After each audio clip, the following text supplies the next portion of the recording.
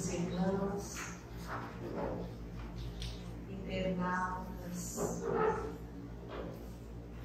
queridos trabalhadores de Jesus desse coral de amor,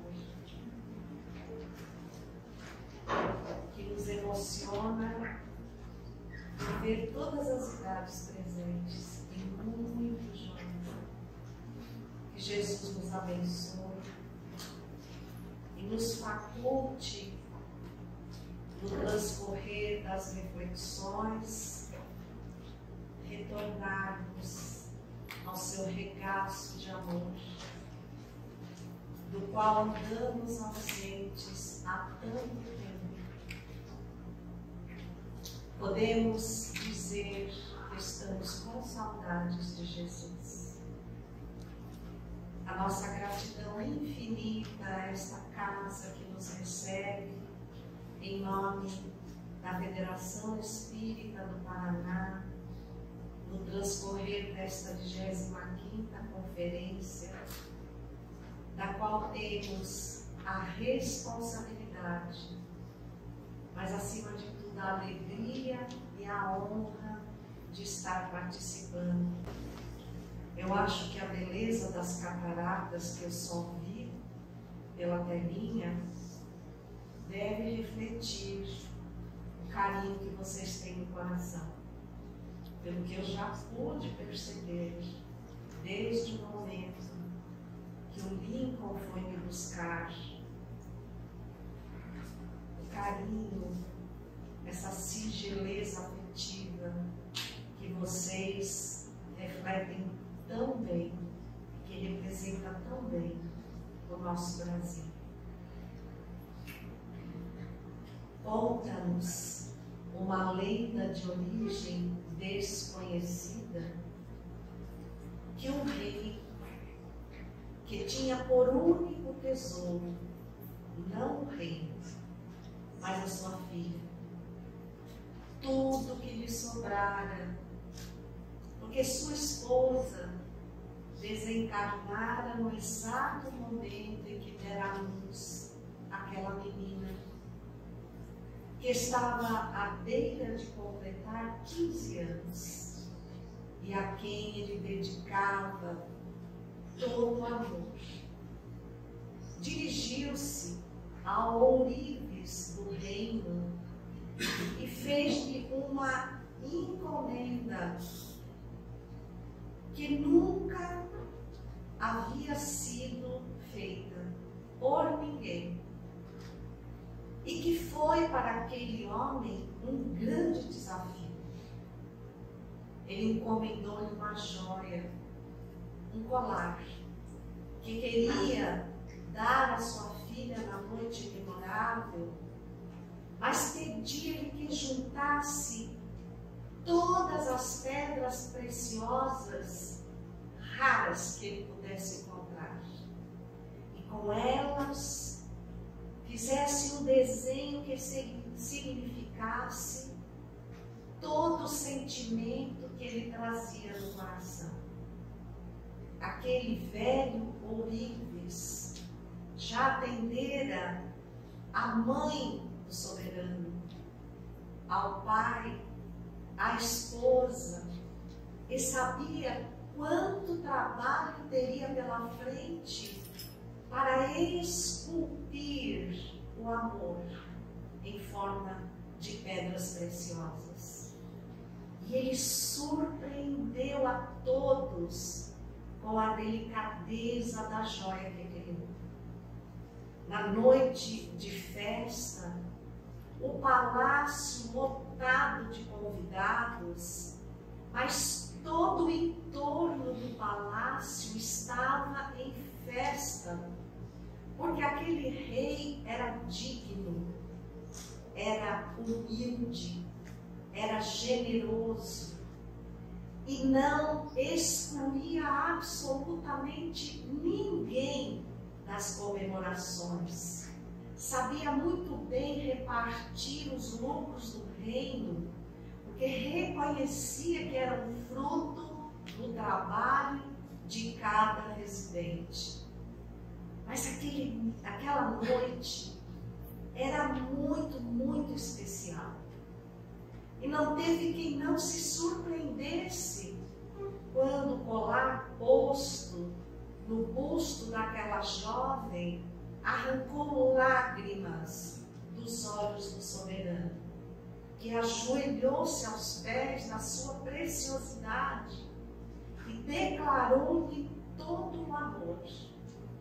A festa transcorreu como todos desejavam.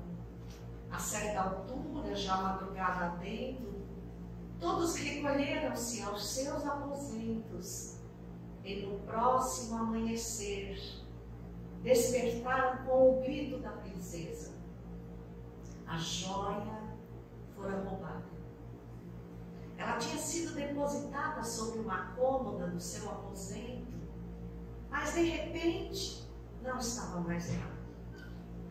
O rei não podia permitir que isso acontecesse naquele reino que primava pela dignidade. E começou intimando todas as pessoas que conviveram na noite de festa, não poupando os mais íntimos, ao constrangimento de serem revistados para ver se encontravam. E o resultado foi negativo. A seguir, colocou a todos procurando pelo imenso jardim. Vai que de repente um larápio invadiu o aposento da princesa e ao fugir deixara cair e nada. Começaram então a buscar fora do palácio e ele lançou uma recompensa altíssima para quem pudesse recuperar o colar. Como todo reino tem um sábio, ali estava à porta do palácio um velho sábio. E quando todos se aproximaram, foram informados da recompensa vultuosa, causando um grande burburinho, dele se aproximou um jovem que era extremamente ganancioso. Era filho de agricultores da região, uma família numerosa, muito conhecida daquela localidade, pessoas simples, trabalhadoras, honestas, mas aquele filho destoava da família. Ele não era o eco, por certo, do caráter reto, da fraternidade, da amorosidade que permeava o ramo familiar. E ele procurou retirar do sábio algumas informações, pois não escondia de ninguém que queria ser muito rico. E mais, ele queria desposar a princesa. Ele queria poder. E o sábio disse-lhe: meu jovem, você não conhece os perigos da ganância. A audácia da ganância pode nos levar a destruir a própria existência. Eu vi sim, logo que o sol despontou, um pássaro de porte avantajado, que carregava em seu bico algo que brilhava, mas que voava em direção ao pântano. Outros jovens ouviram o comentário do sábio e repugnaram-se quando souberam a direção que o pássaro tomara. Preferiram acreditar que nem o pássaro iria ao pântano, porque era um pântano que cercava uma região do reino e que tinha a fama de que qualquer pessoa que para lá se dirigisse nunca mais voltaria. Então, obviamente, todos foram procurar em outros lugares e aquele jovem sentiu-se em vantagem. Ora, Se o sábio dissera que viu um pássaro voando com algo que cintilava em direção ao pântano, era no pântano que ele encontraria o colar. E o sábio disse-lhe: não faça isso, mas ele fez. Quando começou a perambular pelo pântano, ele sentiu medo. Era um lugar horripilante, fétido, escuro, as árvores ressequidas, os galhos retorcidos, e poucos pássaros presentes eram negros, pareciam almas mal assombradas. E por um instante ele deu razão às histórias que ouvia, de que todos os que se dirigiram àquela região foram sugados por uma energia poderosa que os transformou em pássaros negros de mau agouro. Ele arrepiou-se, pensou em retornar, mas a ganância, o egoísmo, a prepotência falaram mais alto e ele acelerou o passo. Vai que alguém tivesse coragem de ir ao mesmo lugar. E quando chega à beira de um charco, olha para a água, ela estava enegrecida, mas ele vê a joia. Lá estava o colar. Ele não hesitou. Enfiou a mão naquela água suja, agarrou algo, acreditou ser colar, tirou. Não era. Eram galhos retorcidos. Ele praguejou. A mão, ele tinha nojo da mão que saíra do lago. Teve que aguardar um pouco, as águas acalmaram e lá estava o colar. Ele enfiou o braço todo, não conseguiu nada. Aguardou as águas se acalmarem. Lá estava o colar. Ele entrou no pântano. Começou a rastrear todo o ambiente ao seu redor. A cada instante acreditava que tinha pego o colar, arrancava a mão, nada. Decidiu mergulhar, nada. Saiu para respirar, olhou na beira do pântano e lá estava o sábio, compadecido, dizendo: e agora? Ninguém que veio a este pântano voltou por uma única razão. Contaminou-se com as águas perigosas e foi consumido por doenças desconhecidas. Nenhum valor na terra vale a tua vida, meu jovem. Puxou para fora, fez com que as águas se acalmassem, e o jovem, alterado, disse: se és sábio, diz-me que não vês o colar. O sábio olhou e disse: vejo o reflexo dele. Olha para cima. E quando olharam, num dos galhos retorcidos da árvore estava pendurado um precioso colar. Aquele jovem tomou, negligenciou todos os avisos do sábio e não teve vida suficiente para conduzir de volta a joia ao seu verdadeiro dono, e tampouco pôde usufruir da recompensa prometida. Uma historinha de criança que fala do espírito imortal.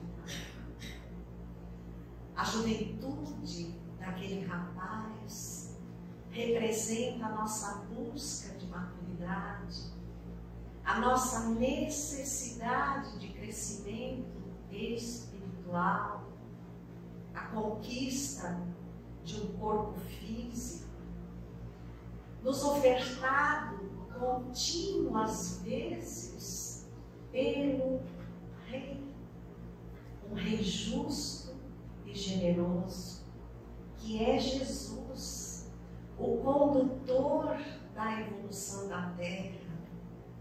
E calculemos quantas vezes somos advertidos pelos perigos do pântano que representa a crença nos valores materiais. Tão logo conseguimos retomar um corpo físico, um patrimônio que até hoje nós não conseguimos compreender a dádiva que representa, um patrimônio que talvez nunca tenhamos parado para pensar na riqueza das minúcias do planejamento reencarnatório, que os benfeitores espirituais, aqui na figura do sábio, que nos advertem contínuas vezes de que precisamos vir à reencarnação, mas que acima de tudo não podemos nos perder na escuridão dos valores ilusórios da Terra, acreditando que se vencermos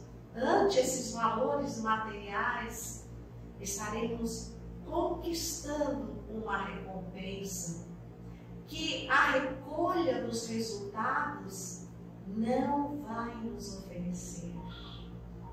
Quantos de nós, se não a maioria de nós, revestidos desse corpo, eu costumo chamar esse manto abençoado, porque ele nos contém as recordações do passado. Desvestidos do corpo, o nosso perispírito possui propriedades múltiplas, entre elas uma que se chama sensibilidade global. É assim que Zalmino Zimmermann, no seu excelente livro Perispírito, nos ensina. Essa propriedade faz com que tudo que esteja ao nosso redor, como bem diz o seu nome, seja tão real que nós nos percebamos mergulhados, sem a possibilidade de modificarmos o lugar onde estamos e mudarmos a ambiência mental. Ela está em nós. Então, para aqueles que deixaram graves pendências na Terra, o sofrimento é inenarrável. E um dos planejamentos que os benfeitores fazem é exatamente, eu fico imaginando a grandeza de Jesus ao planejar a densidade do corpo físico. Já pararam para pensar? Ninguém para para pensar. O nosso corpo, esse verdadeiro tesouro, ele tinha que ser denso o suficiente para não permitir que recordássemos de tudo que acontece no mundo espiritual e nem ser plástico como o perispírito, porque a plasticidade é outra propriedade do perispírito.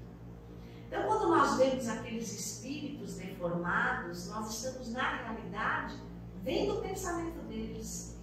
Agora, imagine se o nosso corpo se dobrasse ao nosso estado de espírito, se dobrasse ao nosso campo mental. Então, a gente acorda de manhã totalmente espírita, é lindo. Lá pela hora do almoço, com os acontecimentos da manhã, já não estamos muito espíritas. Aí começamos a enfriar. Ao final da tarde, nem queremos lembrar do espelho, espelho meu. Existe alguém mais horrível do que eu? E à noite, nós nos assustaríamos e enlouqueceríamos com a nossa aparência espiritual. Então, Então nos é doado por misericórdia um instrumento capaz de nos proteger de nós mesmos, até que nos desfaçamos desse negrume do pântano, nos descontaminemos daquilo que infelizmente ainda somos e avancemos para valores maiores que nenhuma joia da terra pode se comparar. É por isso que eu trouxe a historinha. Porque com a historinha nós vamos nos recordando do que realmente viemos fazer aqui. Só que nós estamos reencarnados num momento único da Terra. Num momento único. Por que será? Por que nós não postergamos um pouco a nossa reencarnação e pedimos para vir ao mundo regenerado? Porque nós precisávamos experimentar a rudeza do pântano moral que vemos assolar a terra em todos os horizontes, para onde dirigimos o nosso olhar e sermos tão dignos e nos recordarmos que somos espíritos imortais e não nos enlamearmos pela dissolução moral que toma ares de normalidade para convencer os incautos.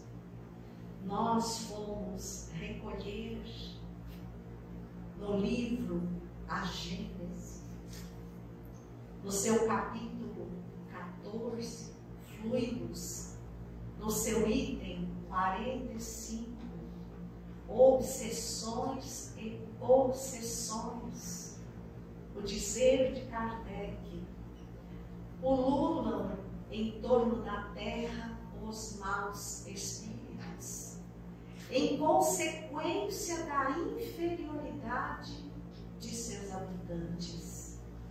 A ação malfazeja desses espíritos é parte integrante dos flagelos com que a humanidade se vê a braços neste mundo. A obsessão, que é um dos efeitos de semelhante ação, como as enfermidades e todas as atribulações da vida, deve ser considerada como provação ou expiação e aceita com esse caráter. Percebam, é um dos flagelos com que a humanidade se vê a braços. Quando vamos à pergunta 737, que fala de flagelos destruidores, a nossa mente materializada só pensa na parte material. Para nós, flagelos destruidores são síncopes da natureza: maremotos, terremotos, epidemias. E voltados para esse pântano da materialidade, nós nos empenhamos de todas as formas para socorrer, para nos libertar, para alavancar a nossa evolução, utilizando a nossa inteligência e com ela alcançando condições de melhoria.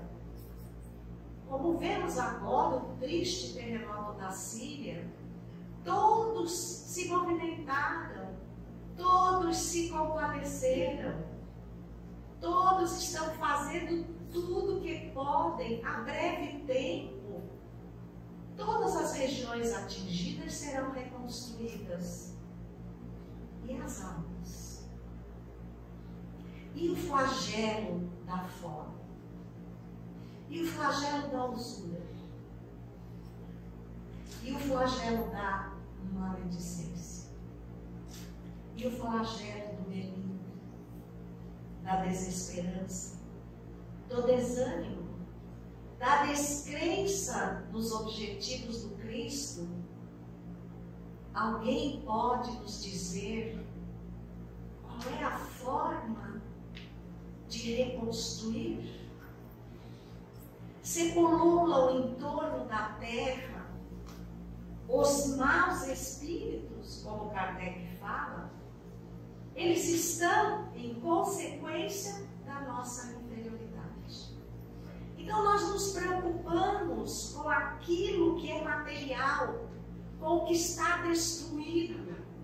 Só que dentro de nós, muitos de nós estão em ruínas, sem nenhuma preocupação de que o tempo está passando, que toda a destruição dos territórios atingidos vai ser reconstruída a breve tempo. E nós, qual é o nosso papel nesse projeto indestrutível, infalível? Infalível. Não sou eu que o digo. É assim que está na Revista Espírita, em fevereiro de 1868, quando um dos artigos intitulados Os Messias do Espiritismo, que fala de espíritos da grandeza do Cristo, nos coloca a parte que a ordem em que ele se encontra, no mais alto degrau do espírito puro, é infalível. E vermos com a coragem, com a prepotência de analisar o projeto do Cristo e dizer: não vai dar certo. A olhos vistos, a violência está tomando a terra, a corrupção está tomando a terra, e a linguagem subliminar é: não adianta eu fazer nada contra isso, então vou me aliar a isso. Vou para o cântaro, vou conseguir a joia, vou atrás do reflexo, porque a vida material é o reflexo. Para irmos de encontro à nossa verdadeira personalidade e vida, temos que olhar para o alto. Não adianta. Nós podemos permanecer olhando para cá por quanto tempo quisermos, mas há de chegar um momento em que, condenados a essa contaminação, perderemos a própria vida na terra e ficaremos a ela aprisionados em estado de sofrimento moral. Até quando? Até quando? Fui buscar no livro Emmanuel, um livro que nos encanta cada vez que lemos, de Emmanuel, por Chico Xavier, que leva o nome do benfeitor. No seu capítulo, A Tarefa dos Guias Espirituais. Porque o que é que nós estamos fazendo? Delegando tudo os benfeitores espirituais. A gente vem ao centro pedir que os benfeitores nos ajudem. A gente vai para casa, cada um querendo levar os benfeitores do centro em definitivo para a sua vida. Nenhum de nós parece que está despertando. Nós vimos e vamos, somos trabalhadores da casa espírita e ao sair daqui, enfiamos a mão no pântano. Descremos. Ver os espíritas, quando a pandemia iniciou, dizendo: e agora? Foi de uma tristeza infinita. Eu não sei ler a linguagem do Cristo. E o Espiritismo ensina ricamente a compreender. A primeira tarefa do Espiritismo é consoladora. Mas não é um consolo de isso vai passar, tenha coragem. Não é esse consolo. É o consolo de nos explicar com lógica por que nós chegamos àquela situação. E aí você se conforta porque compreende. E ao compreender, você sabe o trajeto que precisa fazer para sair dessa condição. E cadê a vontade de sair da zona de conforto? Que ninguém tem. Então, Emmanuel é claro quando diz assim: os guias invisíveis do homem não poderão de forma alguma afastar as dificuldades materiais dos seus caminhos evolutivos sobre a face da Terra. O que é mesmo que você veio pedir para o benfeitor? Para ele fazer como sabe, dizer para que lado voa o pássaro? E ser o único que tem a coragem de ir para o pântano? Percebamos o que estamos fazendo. O Evangelho segundo o Espiritismo, no seu belíssimo capítulo 6, o Cristo Consolador, no item 3, é claro, diz assim: o Espiritismo vem no tempo previsto. Como é que esse tempo foi previsto? Recordem de Jesus lá atrás. Não posso vos dizer tudo. No tempo previsto vos enviarei o Consolador prometido, que permanecerá convosco até o fim dos tempos. Que tempos? Estes tempos de conturbação. Qual é o tempo previsto? O da nossa maturidade espiritual. Então, dizer que nós não estamos compreendendo é enganar a nós mesmos. Dizer que toda semana eu estou no centro e ter a coragem de semana após semana ser o mesmo é perder tempo. Você está com uma joia nas mãos que é o Espiritismo e atirou-a ao pântano. Você vai se contaminar. O Espiritismo mostra a causa dos sofrimentos, causas anteriores, causas atuais das aflições.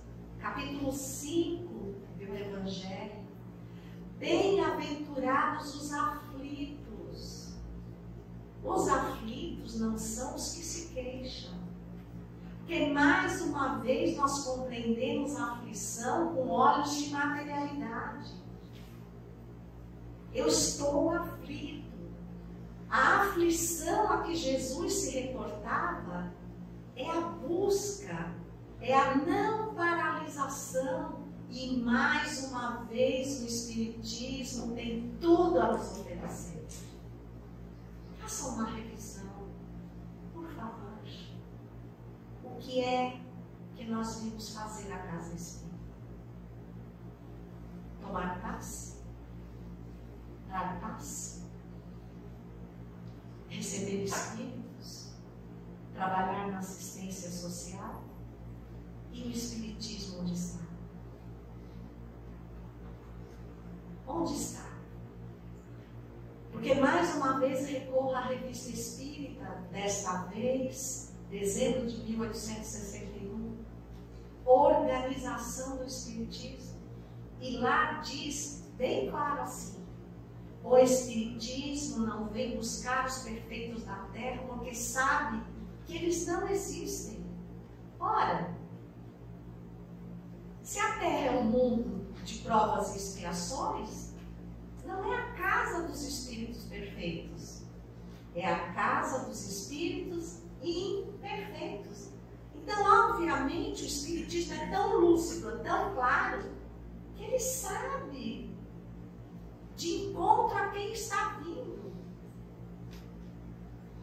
Não vim buscar os perfeitos, mas vim buscar aqueles que estão prontos para seguir adiante, para enfrentar as aflições e reconhecer que elas são fruto das suas próprias atitudes. Se o Espiritismo está neste tempo de uma avalanche que cobre a Terra, e nós somos os espíritas, ou os trabalhadores da última hora. Qual é a última hora? A última hora é sempre a mais difícil, gente. Porque nós já percorremos todas as horas. Pense quem entra numa universidade. Qual é a última hora? É a da formatura. E para se formar, você tem que ter aprendido tudo. Tem que estagiar, colocar em prática, defender uma tese. É uma hora difícil, não é? E o que é que nós estamos esperando para este fim de curso? Nós queremos receber o diploma da regeneração, mas quando desafiados, nós nos encolhemos. Quando foi que nós vimos Jesus negar-se ao testemunho? Quando foi que nós vimos Jesus, que é o governador espiritual da terra, passar tranquilo pela sua trajetória, sem ser incomodado de maneira alguma? Quando foi que nós vimos? Quando foi que nós vimos os apóstolos, os discípulos que o seguiram, serem coroados de facilidades? Nunca. E abandonando a época do Cristo, vindo pela história da humanidade até hoje, nós vemos almas sacrificadas, poucas, aceitando todos os testemunhos para legar os seus exemplos de vida, a fim de nos arrancar do túmulo, como Lázaro. Levanta-te e anda. E o Espiritismo é um encontro com Jesus na intimidade. E ele, com todos os esclarecimentos, nos arranca ao túmulo das nossas deficiências. Já não podemos mais dizer eu não posso, eu não consigo. Porque se é Jesus que nos convoca, ele sabe do que somos capazes. Nós estamos nos acovardando. Muitos espíritas dizem, estou perdendo o ânimo de ir à casa espírita. Mas por quê? Porque a gente passa nas igrejas de outras tradições religiosas e elas estão lotadas. E aqui, o centro, cada vez tem menos gente. Os trabalhadores desertando. E por que é que você está se queixando? Porque desanima. É porque nós estamos numa parte do caminho em que somos cobrados e não recebemos de graça. Para receber de graça, até o Espírito vai. Para que alguém absolva você, para que alguém carregue a sua cruz, quem é que não quer?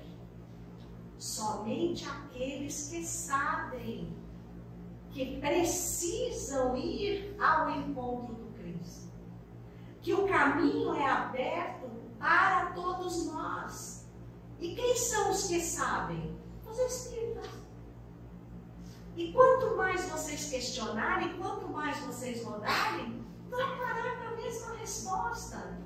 Somos privilegiados? Não, não somos privilegiados. Mas somos o filho pródigo. Somos aqueles que saímos aproveitando a vida, atiramos ao pântano inúmeras vezes. Quantas vezes nos vestimos de religiosos para agir contra o Cristo? Todos nós sabemos que as fileiras do Espiritismo estão forradas de antigos religiosos, usurpadores da dignidade humana. Não tem jeito. Está em nós o hábito do poder, do impor, do corromper, do usufruir. Agora o Espiritismo nos tira. Há um livro que nós escrevemos que se chama No Silêncio dos Claustros. O Espiritismo nos tira dos claustros. Desse silêncio que nós impusemos como uma pedra tumular, para não tomarmos ciência que somos, como Jesus dizia, um túmulo caiado por fora e por dentro pura podridão. Haja coragem para reconhecer os nossos desvios graves desse passado tenebroso, de anunciarmos cristãos e desta vez dizermos: Senhor, eu não vou te abandonar. Não porque tu precisas de mim, porque tu és infalível, mas porque eu reconheço que me ofereces uma oportunidade que nunca mais vou ter contigo. Presta atenção. Nunca mais vou ter contigo. Porque o tempo da renovação planetária está se extinguindo. E ele segue nos convidando. Eu acho que estar numa casa espírita é o maior de todos os convites, gente. É o maior. A casa espírita prima pelo estudo. Saímos daquela época de alguns iniciados que conduziam um bando de cegos. O Espiritismo não tem isso. O Espiritismo nos oferece todo o conhecimento para que saibamos onde estamos indo e empenhemos todos os esforços, porque agora é só subida. E toda subida exige muito esforço. Vocês pararam para pensar quantas vezes no Novo Testamento citam os montes? Vocês já pararam para pensar? A transfiguração, Monte Tabor. O sermão do monte. O Monte das Oliveiras. Vocês pensam mesmo que estavam referindo-se a formações geológicas? Quem é que subiu esses montes? Jesus. Jesus. Para entrar em comunhão com o Pai, ele tinha que subir.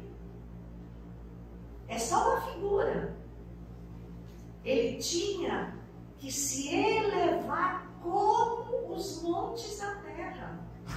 Agora a gente quer alcançar Bezerra de Menezes, Lins de Vasconcelos, Joana de Ângeles, sentado na cadeira do centro, de preferência recebendo alguma coisa. Jesus escalava montes, quer dizer, ele movia um esforço. Olha, André Luiz tem uma riqueza de definição espíritos que são os mais elevados da ordem de espíritos puros. O nosso Cristo é Jesus. E ele diz assim, que são espíritos ao lado de Deus, numa comunhão indescritível com o Pai. E ele tinha que subir. O que é que nós estamos esperando? O que é que nós estamos esperando, espíritas? Eu considero que a casa espírita é indefinível.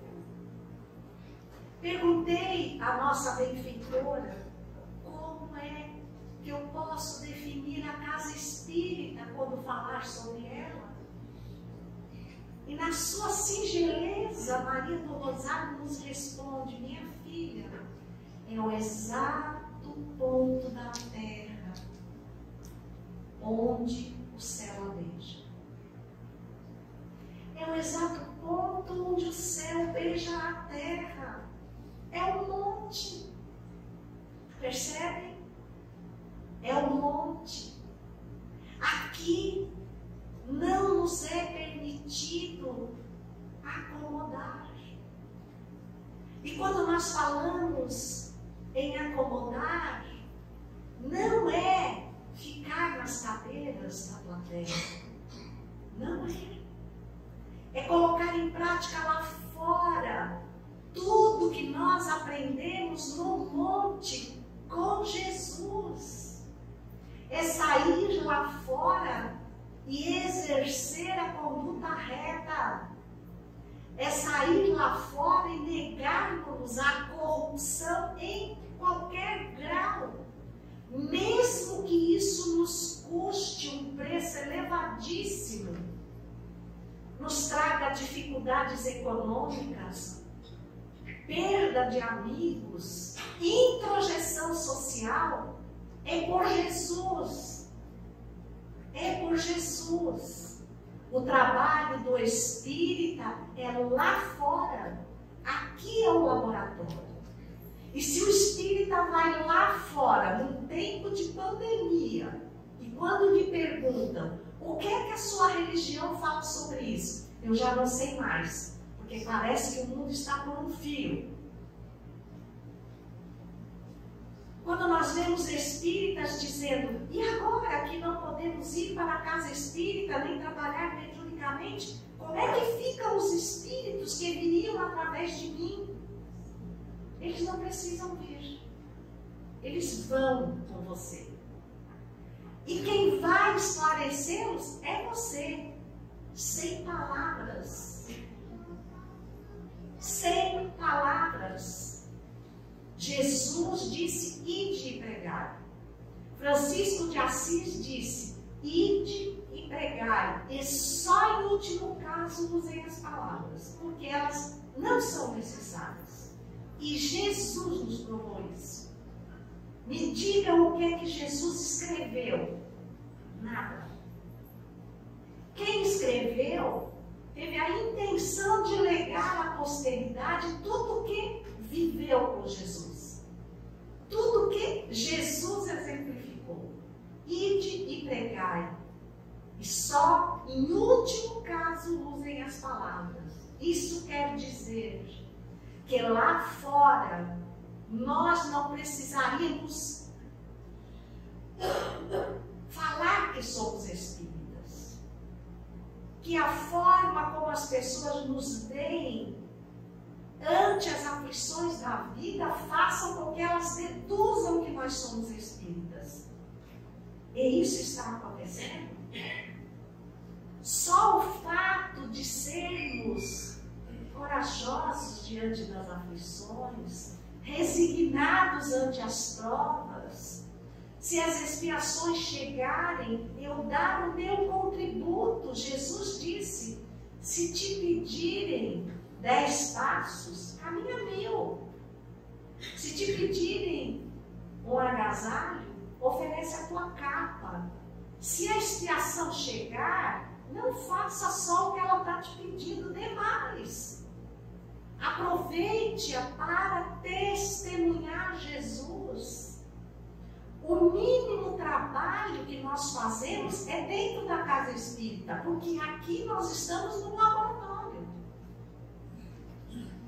E já nesse laboratório, muitos de nós têm causado explosões. Nós temos misturado elementos químicos, como um que é muito grave, é pior que o ácido sulfúrico, sulfídrico, qualquer ácido, chama-se melindre. Alguém já ouviu falar no melindre? Então, entre irmãos da mesma crença, com a mesma finalidade, a gente está tendo o comportamento que está. E lá fora, no mundo que na sua maioria não é espírita, nós estamos sendo cartas vivas do Evangelho, despertando nos outros a curiosidade sobre o Espiritismo. Algum de nós já ouviu alguém chegar e dizer: uau, é admirável como eu vejo você tratar os seus filhos, como eu vejo você tratar um funcionário, o desconhecido, como eu vejo você diante da adversidade. Eu admiro que você não é ganancioso, você é trabalhador, não é ganancioso. Você é espírita? Terceiro. E se vocês pensam que lá fora as pessoas não estão de olho nos espíritas, estão muito enganadas.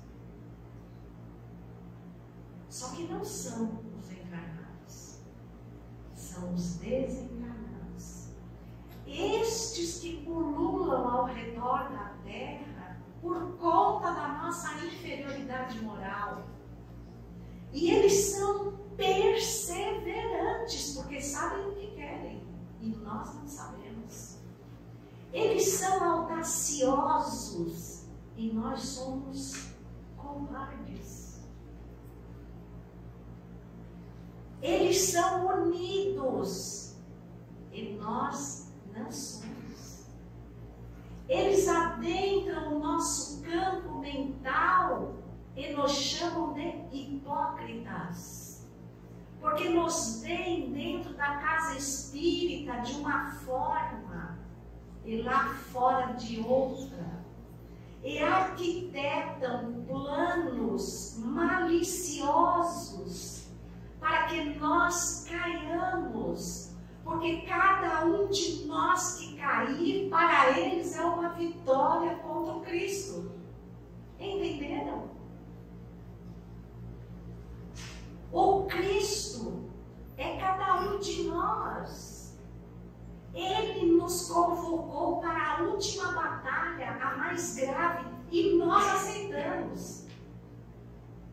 Porque poderíamos ter recusado. E agora estamos fugindo de defender o cristianismo na terra. Não é fazer como Pedro fez. Não é. Quando Jesus foi para o Monte das Oliveiras, eu demorei muito tempo para perceber isso. Narra que ele deixou Pedro, João e Tiago no Getsemane. Eu demorei muito tempo para diferenciar o Monte das Oliveiras com o Getsemane. Para mim era a mesma coisa. Até que eu descobri que o Getsemane é um patamar no meio do Monte das Oliveiras. Olha que interessante. Após a última ceia, Jesus dirigiu-se com os discípulos ao Monte das Oliveiras. E era muito comum ele visitar esse local. Essa propriedade era particular e Jesus entrava lá quando queria. Então ele era íntimo do proprietário. Porém, olhe a figura que ele nos deixa. Ele conduziu os discípulos, ele conduziu até a metade do monte. Sabe o que isso quer dizer? Que ele sabe que nós não temos fôlego para ir ao topo do monte. E ali os deixando, ele foi ao topo do monte para comungar com o Pai. Estão vendo de outra forma? Se você vai procurar o que é o Getsemane, é o patamar das moendas das azeitonas. Então colhia-se as azeitonas em todos os lugares, mas triturá-las para extrair o azeite era no Getsemane, é onde nós estamos. Então ele nos disse: eu vou ao Pai, no mesmo monte que vocês se encontram. Deixo as moendas confiadas a vocês. É um trabalho árduo. Procure saber como funcionava uma moenda à época de Jesus. Mas vocês são capazes de extrair o azeite puro. O azeite é vida. Mas quando ele desce, o que é que acontece? Os apóstolos estão dormindo. E ele diz: Pedro, tu dormes? E Pedro acreditou que Jesus precisava que ele montasse guarda. Jesus estava com medo de ser preso. Tanto que quando chegou o pelotão e Malco se adiantou, Pedro toma da espada e corta a orelha de Malco. É outro símbolo. Pedro reagiu e Jesus o advertiu. Como se dissesse: Pedro, tu estás aqui para trabalhar, para extrair o azeite, não para agredir. Ele manda esse recado para nós. E neste momento, em que ele sobe ao cume do monte para uma comunhão com o Pai, nós nos permitimos dormir. Neste momento em que toda a colheita pode ser feita e está na mão dos espíritas extrair o azeite que alimenta, nós estamos dormindo, acovardados. Precisamos levantar.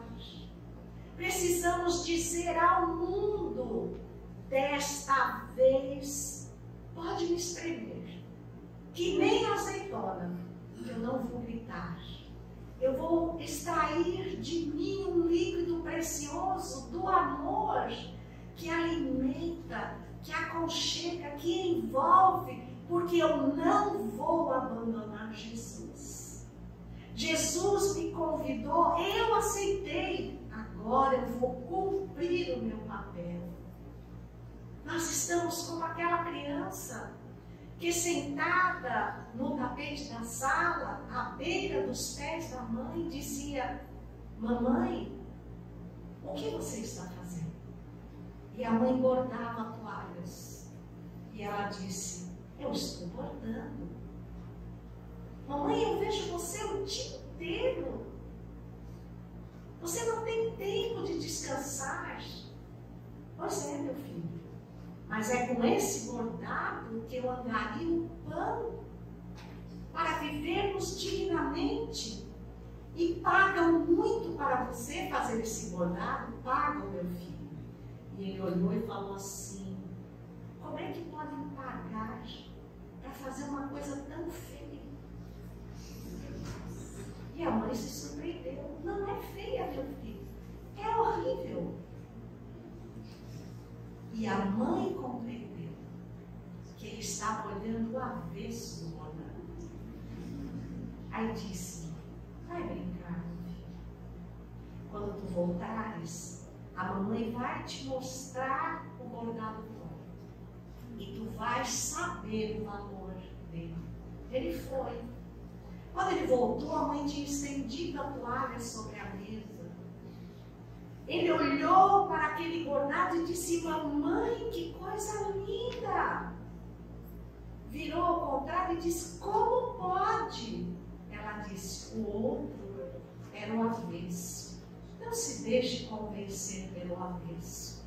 Olhe o bordado pronto. A terra é o bordado de Deus, feito pelas mãos misericordiosas do Cristo. E nós estamos sentados olhando o avesso e dizendo: o que está acontecendo? E Jesus segue bordando. E quando ele terminar o bordado, tomara que, como menino, nós permaneçamos aqui para ver a grandeza da obra. Digam para vocês mesmos: eu sou espírita. Eu nunca mais vou deixar Jesus. E ao me despedir da terra, à frente do horizonte, quando ela iluminada viajar pelo infinito, quando Cristo estiver Senhor dela, no coração dos homens, quando uma grande tertúlia acontecer nos arredores do planeta, quando os cristos de outros planetas, sistemas solares, galáxias vierem cumprimentar, que possamos estar sentados na arquibancada das estrelas, porque merecemos aquele lugar. É quando Jesus vai mostrar o bordado pronto e alguém que só ouviu do avesso, ou alguém que nunca presenciou o bordado do Cristo, irmãos de outras esferas, que ouviam de tempos a tempos dizer que aqui tudo era confuso, tudo era escuro, tudo era triste, e vieram para ver a realidade. Aproximem-se de nós e os ouçamos dizer: nossa, será que esse é aquele planeta de provas e expiações? Será que nesse breve tempo ele se transformou nessa beleza? E eu possa me levantar já com lágrimas nos olhos e dizer: eu estava lá. Eu conheci Jesus através do Espiritismo, compreendi a obra e quis par com ele finalizá-la. Não tive forças para ir até o alto.